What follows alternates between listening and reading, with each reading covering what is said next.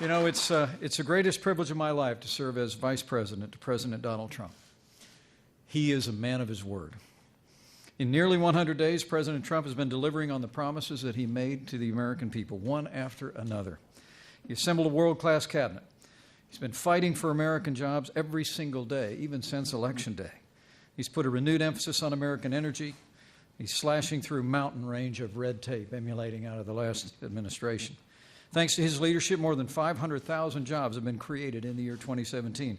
Businesses and consumers today are more confident than they have been in years and, by some measures, in decades. In Justice Neil Gorsuch, President Trump kept his promise to nominate to the Supreme Court a justice in the mold of the late and great Justice Antonin Scalia. He's securing our border, reducing illegal immigration, taking dangerous illegal criminals off of our streets. And we've seen a dramatic reduction in illegal immigration at our borders since the outset of this administration. President Trump has also been putting America first by rebuilding our military, restoring the arsenal of democracy, and signing legislation to give our veterans the care that they deserve. And today, this administration will outline the President's vision for tax reform that will include one of the largest tax cuts for businesses and individuals in American history. In a word, President Donald Trump is in the promise-keeping business. He's already signed 28 bills into law, 30 executive orders, and today the President is delivering on yet another promise to the American people. In just a few moments, President Trump will begin to undo one of the great federal overreaches of recent decades, the abuse of the Antiquities Act by politicians in Washington, D.C., to grab land and power at the American people's expense.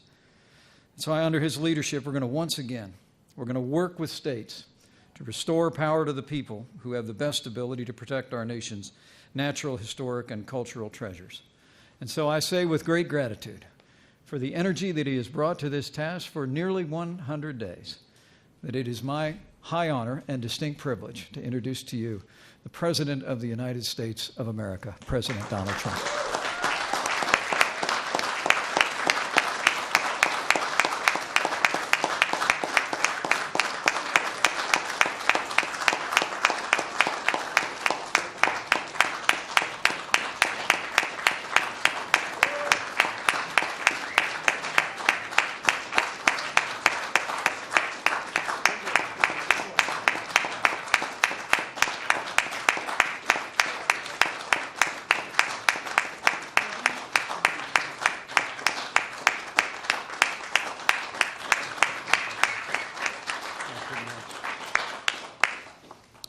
Thank you, Mike. He's been a great vice president, a great help, and everybody loves Mike Pence. So I just want to thank you for your service. It's been incredible.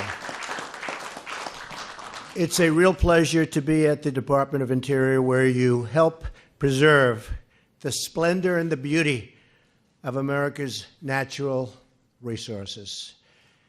And I can tell you, the group that's in here right now, they're really doing the job. Right, Lisa? They doing a good job? We're going to take care of Alaska, too. Don't worry about it. And they protect the ability of the people to access and utilize the land which truly belongs to them and belongs to all of us. Secretary Ryan Zinke is doing an incredible job, and he never overlooks the details. He's a detail person. Soon after he was confirmed, we had a snowstorm, big one. And he was out there on the steps of the Lincoln Memorial shoveling the snow all by himself. And he's a strong guy. He did a good job. He did a very, very good job, but we're proud of him. In the first 100 days, we've taken historic action to eliminate wasteful regulations. They're being eliminated like nobody's ever seen before. There's never been anything like it. Sometimes I look at some of the things I'm signing, I say, maybe people won't like it, but I'm doing the right thing. And no regular politician's going to do. I don't know if you folks would do. I will tell you, literally, some politicians have said, you're doing the right thing. I don't know if I would have had the courage to do some of these things, but we're doing them because it's the right thing to do. And it's for the good of the nation. We're returning power back to the people. We've eliminated job destroying regulations on farmers, ranchers, and coal miners, on auto workers, and so many other American workers and businesses. Today, I'm signing a new executive order to end another egregious abuse of federal power and to give that power back to the states and to the people where it belongs.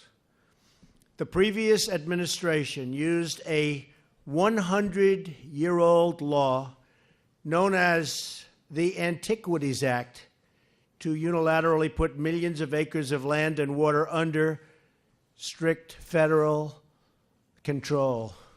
Have you heard about that? Eliminating the ability of the people who actually live in those states to decide how best to use that land.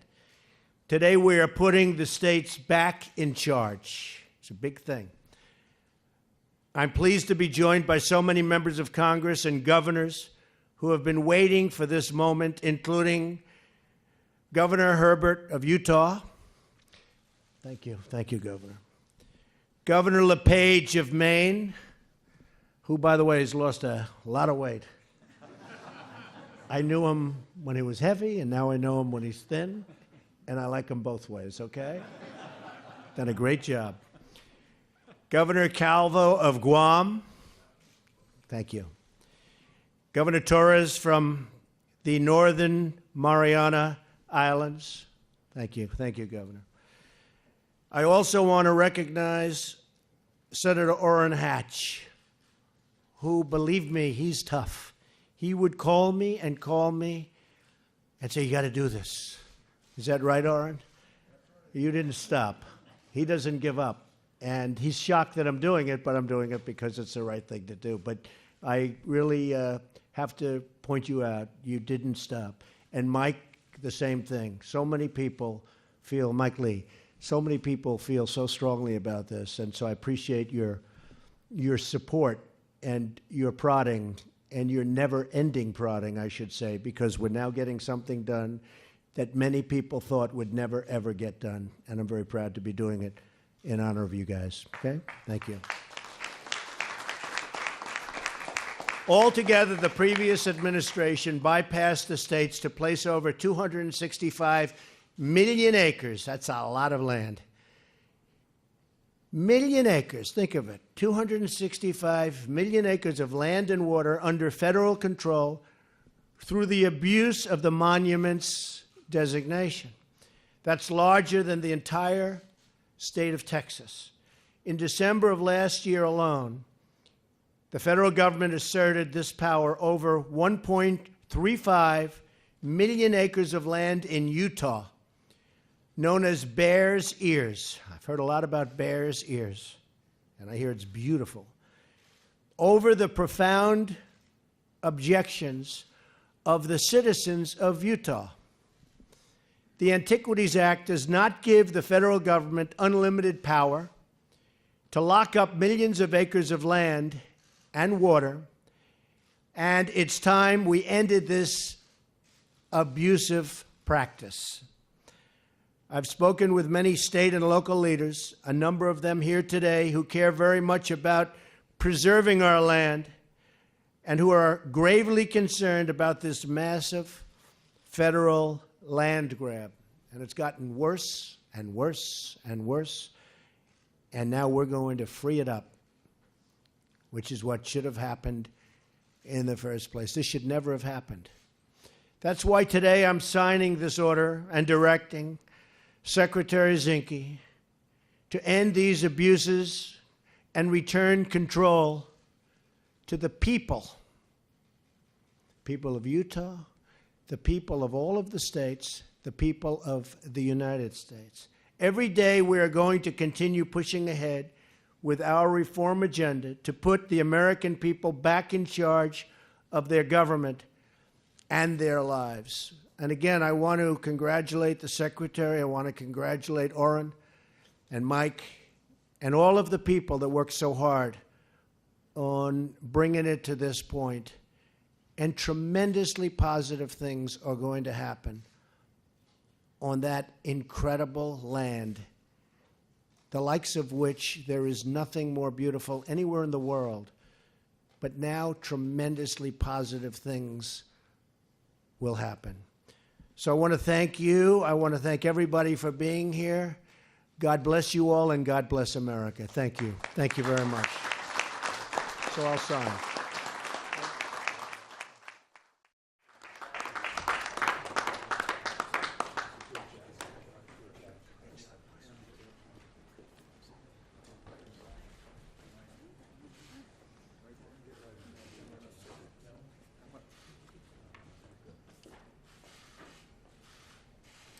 This is a big one. Sure is. You ready? I think you have to maybe give him the pen. What do you think? I wouldn't treasure it, I'll tell you that.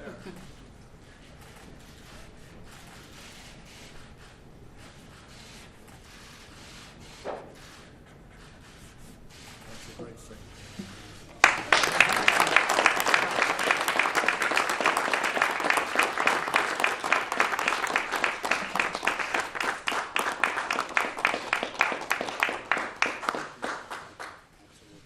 It's my honor. Thank you. Thank you, everybody. It's a great honor. Thank you. Surprised with this Ninth Circuit ruling?